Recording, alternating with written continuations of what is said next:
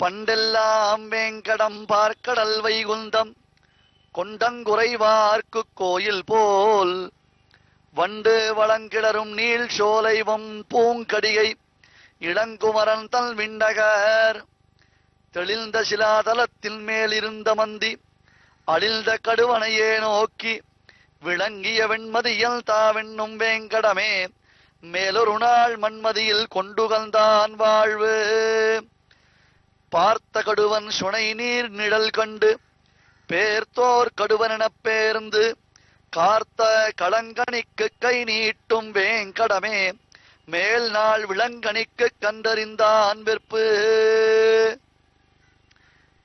இப்படி ஆழ்வார்கள் தங்களுடைய பாசுரங்களில் எல்லா இடங்களிலுமே இப்பெருமானை பரமாத்மாவாக, சர்வேஸ்வரனாக, சிவபதியாக, ஸ்ரீமன் நாராயணனாக, ஜெகத்காரண பூதனாகத்தான் வர்ணித்திருக்கிறார்கள். இருந்தால் கூட ஏதோ ஒரு பாசுரத்தில் ஒரு இடத்தில் சொன்னதான விஷயத்தை முன்பின் பிரகரணங்கள், அதாவது ஆங்கிலத்தில் கான்டெக்ஸ்ட் என்கிறோம் அல்லவா, முன்னாடி பின்னாடி இருக்கக்கூடிய தொடர்புகளை குறித்து ஆராயாமல் அதை குறித்ததான தெளிந்த ஞானம் இல்லாதவர்களாக அவரவர்கள் தங்கள் தங்கள் மனம் போனபடியெல்லாம் பேச ஆரம்பித்தார்கள்.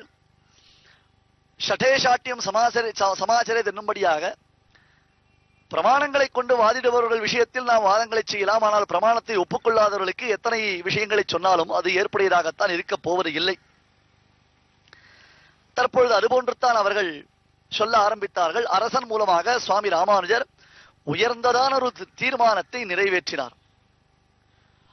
அந்தந்த தெய்வத்திற்கு உரியதான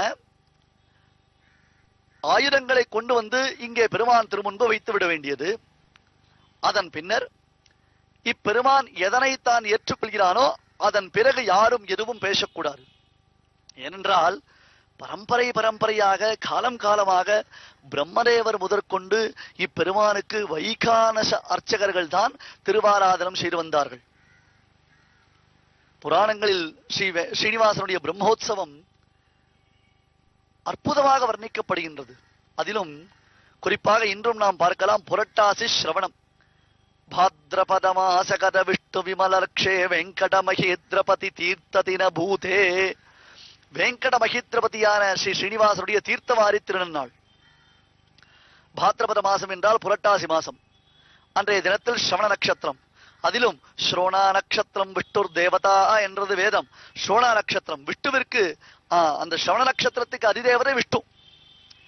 ஆகையாலே அந்த ஸ்ரவண நட்சத்திரத்தில் புண்ணியமான கன்னியா மாசத்தில் பாத்ரபத மாசத்தில் சுவாமி புஷ்கரணியில் ஸ்ரீ ஸ்ரீனிவாசனுக்கு விசேஷமானதொரு தீர்த்தவாரி திருநாள் நடைபெறுகின்றது. அற்புதமான ஒரு மகோத்சவம். லட்சோபலட்சம் பக்தர்கள் வந்து இன்றளவும் அந்த தீர்த்தத்தில் புண்ணியஸ்தானம் செய்து ஸ்ரீனிவாசனுடைய மேலான கருணையை அவர்கள் அடைகின்றார்கள். கலியில் கண் கண்ட தெய்வம் என்றால் அது திருவேங்கடமுடையான் தானே. ஆனால் விதண்டாவாரம் செய்பவர்கள் எதையுமே ஏற்றுக்கொள்வது இல்லை. சரி, தீர்மானம் செய்தாகிவிட்டது. ராஜாவின் முன்னிலையில் அனைத்தையும் கொண்டு வந்து அந்த சன்னிதானத்தில் வைத்து முத்திரையிட்டு, நன்கு முத்திரையிட்டு, ஒரு இண்டு இடுக்கு சந்து பொந்து விடாமல் ராஜா அனைத்தையும் பார்த்து விட்டான். ராஜாவே நேரடியாக பார்த்திருக்கிறான். ராஜாவே நேரடியாக இதனை தீர்மானம் செய்திருக்கிறான். இனி யாரும் வாய்த்திறக்கவே முடியாது, வாய்த்திறக்கவும் கூடாது. ஏனென்றால் அவ்வளவுதான். அரசன் ஒரு வார்த்தையை சொல்லிவிட்டான், இது இப்படித்தான் என்பதாக அவன் காண்பித்து விட்டான் என்றால் மற்றவர்கள் எப்படி வாய்த்திருந்து பேச முடியும்? எதற்காக பேச வேண்டும்? இல்லையா? இதை எல்லோரும் ஒப்புக்கொண்டார்கள். அன்று இரவு ஏறத்தாழ ஸ்ருங்கிபேரபுரத்தில் இருந்த அந்த மக்களின் நிலைதான். ஸ்ரீமத் ராமாயணத்தில் பெருமாளும் பிராட்டியும் அந்த ஸ்ருங்கிபேரபுரத்தில் உறங்கின பொழுது பெருமானை ரட்சித்துக் கொண்டு இளைய பெருமானாம் லக்ஷ்மணன் விழித்திருந்தானாம். அந்த லக்ஷ்மணனை நோக்கிக் கொண்டு குஹன் விழித்திருந்தானாம். குஹனை பார்த்து கொண்டு பௌரஜனங்கள் சிங்கிவேரபுரத்தில் இருந்த மக்கள் எல்லோரும் விழிப்புடன் இருந்தார்களாம். இப்படி சொல்வது உண்டு ரசமாக. அது போன்றுத்தான் திருவேங்கடமலையில் அன்று ஸ்ரீனிவாசனும் அலர்மேல் மங்கை தாயாரையும் தவிர்த்து வேறு யாரும் உறங்கவே இல்லை எனலாம். எல்லோருக்கும் ஒரு எதிர்பார்ப்பு. சுவாமி ராமானுஜர் உள்ளம் உருகி பிரார்த்திக்கிறார். என்னப்பனே பிரபோ தேவதேவா சர்வேஸ்வரா ஸ்ரீனிவாசா ஜகத்பதே அகிலாண்ட கோடி பிரம்மாண்ட நாயகா, இந்த கலியுகத்தில் நீ உன்னை நிலைநிறுத்திக் கொள்ள வேண்டிய தருணம் அப்பா இது. எனக்கு என்று தனிப்பட்ட முறையில் எந்த ஒரு பிரார்த்தனையும் இல்லை. நான் உன்னிடத்தில் எதையும் வேண்டிக் கொள்ளப் போவதும் இல்லை. எம்பெருமான் நீ ஆள்கின்றான் ஆழியான் ஆனால் குறையுடையோம் என்று இருக்கக்கூடிய சாதுக்கள் இவர்கள் எல்லோரும் உன்னை ஒப்புயர்வற்றதான ஒரு தெய்வமாக கொண்டாடி வருகிறார்கள் என்றால் இது போன்றதான கிளேசங்கள் உண்டாகலாமா? உனக்கு பரம்பரை பரம்பரையாக திருவாராதனம் செய்து வந்தவர்கள் இந்த இடத்தை விடுத்து விரட்டி அடிக்கப்பட்டார்களே, இதை விட ஒரு கேதம், ஒரு வருத்தப்படக்கூடிய விஷயம் என்ன இருக்க முடியும்? பிரபோ சர்வேஸ்வரா, இதோ உன்னுடைய திவ்ய ஆயுதங்கள்.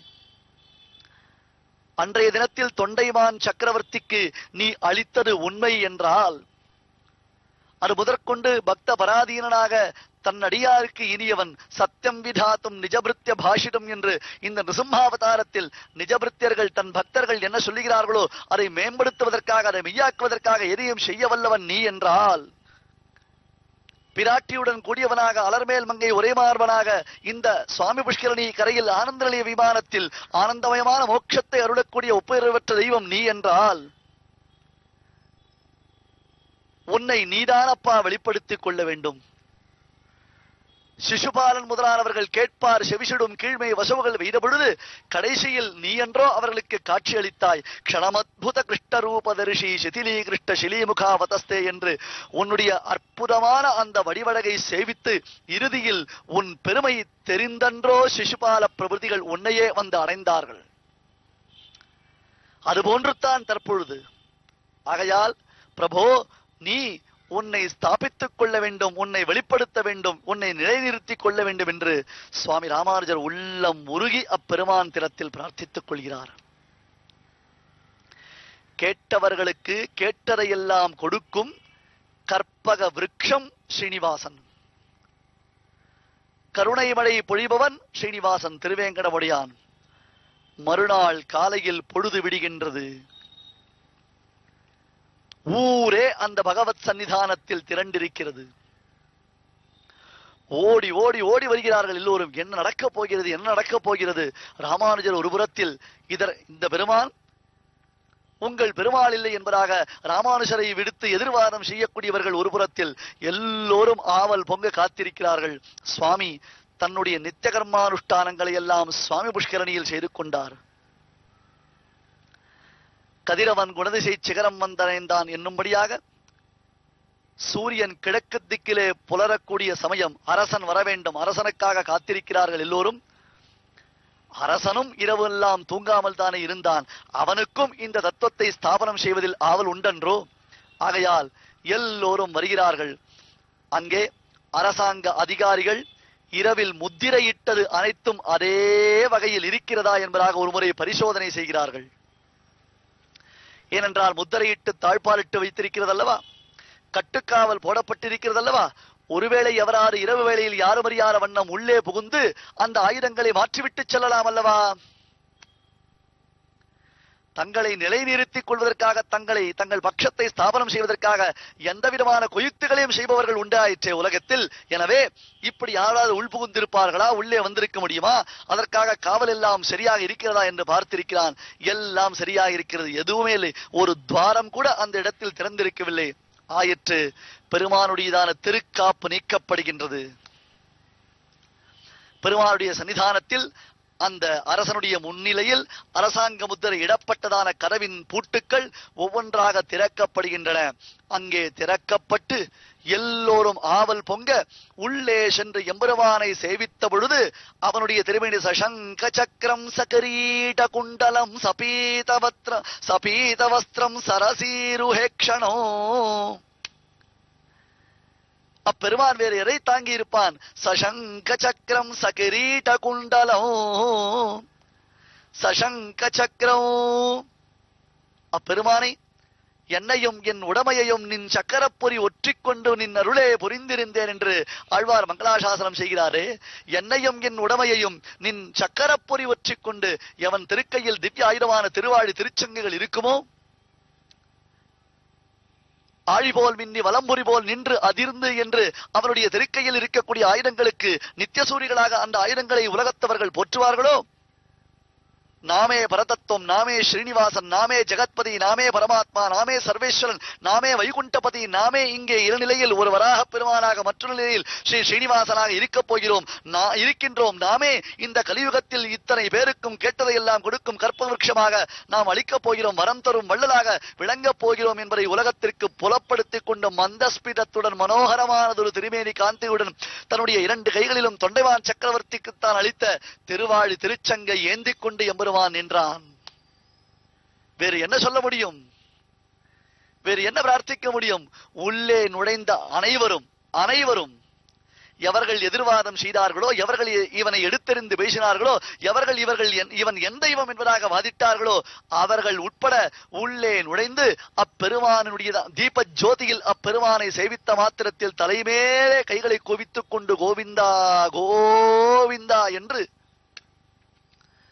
கோவிந்த நாம சங்கீர்த்தனம் செய்ய ஆரம்பித்தார்கள்.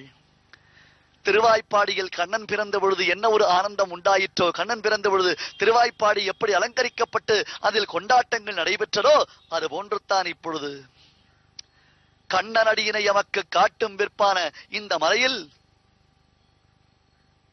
கண்ணன் அனைத்தும் காப்பவனாக காக்கும் இயல்பினன் கண்ணபிரானாக மாயாவியாக மந்தஸ்பிதத்துடன் சேவை சாதித்துக் கொண்டிருக்கிறான்.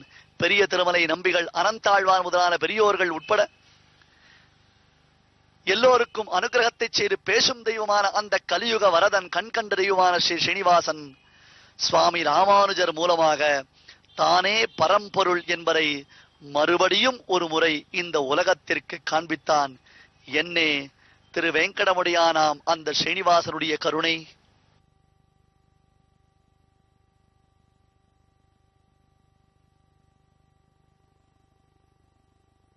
சிறகுகள் விரித்து